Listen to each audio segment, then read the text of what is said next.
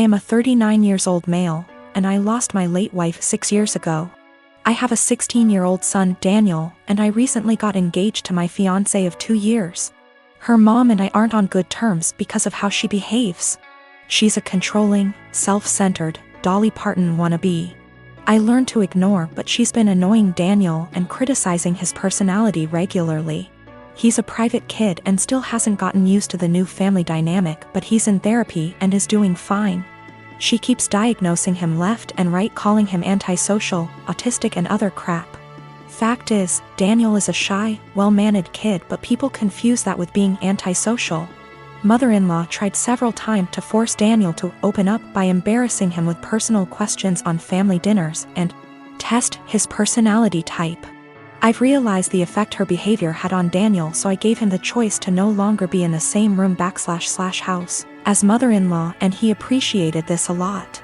Mother-in-law didn't like that Daniel kept his distance and no longer visits and kept ing about how spoiled he will become for her daughter to deal with. I told her to stop bringing it up, but she cried, "I'm just doing this for Danny." Last week she visited unexpectedly, wanting to say hi to Daniel. After Daniel greeted her, he went into the bathroom and she went into the living room with my fiancé. I was in my bedroom when Daniel came and said his journal was gone. We looked for it but didn't find it. I asked my fiancé, who was alone in the kitchen, but didn't see it. I paused for a second to ask where mother-in-law was. My fiancé said in the living room, but I saw her coming down the stairs. I asked where she was. She said the bathroom. I saw her purse in hand, so I bluntly asked if she took Daniel's journal. She looked offended and called for my fiancé when I insisted to see inside her purse. She wanted to leave, but I didn't let her. Fiancé told me to stop it, but I insisted, and the journal was there. Mother-in-law tried to explain this was her only chance to get to know Daniel better because she cares about him. I blew up at her and berated her for stealing from my son and told her she's banned from my house for the stunt she pulled. She argued with me, then left. My fiancé apologized for her but said banning her from the house was over the top. It backlashed and father-in-law argued and hoped his daughter realizes how I am and call off the wedding for refusing to apologize to Mil. Fiancé said her family won't come to the wedding till I reconcile with her mom and cancel the ban, but I won't let my son be disrespected in his own house and asked my fiancé to understand. I'm refusing to reconcile but am aware this could ruin my relationship with all my in-laws, not just mother-in-law, and my fiancé thinks I'm selfish to cause drama. My sister and her husband were sent to prison at the start of this year, and sadly won't be released for a few years. That left me to look after their 15-year-old daughter Amy. I was perfectly happy to do this, but as most of their wealth was seized for being ill-gotten, it's meant that I've been having to care for her out of my own pocket. Once again, this doesn't bother me, but it's meant massive life changes for the kid. Firstly, they sent her to a private school. I can't afford anywhere near those fees, so I had to transfer her to a local school. She was upset at this at first, but she quickly made friends and is excelling academically, so this isn't a huge problem. She's been off school for the last few months anyway due to the situation. A bigger problem is clothing. Like my sister, Amy loves fashion and designer stuff. She's still got a lot of stuff that her parents got her, but she's always on the lookout for new clothes. Unfortunately, I can't afford anywhere near the sort of stuff she likes. And I also have 2 children of my own whose clothing I have to pay for. I have told my sister this, but she insists I should make allowances because her daughter is going through a tough time. Amy also really doesn't get along with my daughter Hannah, who is 11. She bullies her, calls her stupid and ugly, tells her none of her friends really like her, etc. She has made her cry on many occasions and often continues to taunt Hannah while she cries. Yesterday I caught Amy trying to buy a dress costing over $1,000 with my card. I was fuming and had a long conversation with her. She cried and sobbed that she just wanted one nice thing. My sister called from the prison, and Amy cried over the phone that she hates here and I treat her unfairly. I spoke to my sister afterwards and she begged me to go easy on her daughter because she's still adjusting. I put food on this kid's plate. I buy her whatever clothes I can afford, even if they aren't to her taste. I take her to visit her parents as much as possible, they're held in different facilities. And I do all of that on top of working and looking after my own children. I told my sister that I was willing to look after her daughter for as long as she needs. But if anything like the card incident happens again, or if she continues to pick on my daughter, there will be serious consequences for her. My sister wanted to argue, but they get limited time on the prison phone. I think what I'm doing is right. I get that the kid is going through a tough time, and I'm doing everything I can to be there for her. But I can't just tolerate bad behavior or bullying, and I can't afford to pay for her expensive clothing.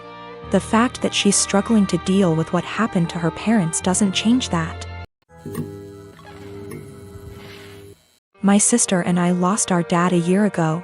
He was my only parent. Mom was never in mine or my sister's life. Dad left money, inheritance, for me and sister, and she used her inheritance to get new cars and renovate her house. I live with my aunt right now cause my brother-in-law didn't let me stay with my sister. I'm planning on using my inheritance money to pay for college tuition.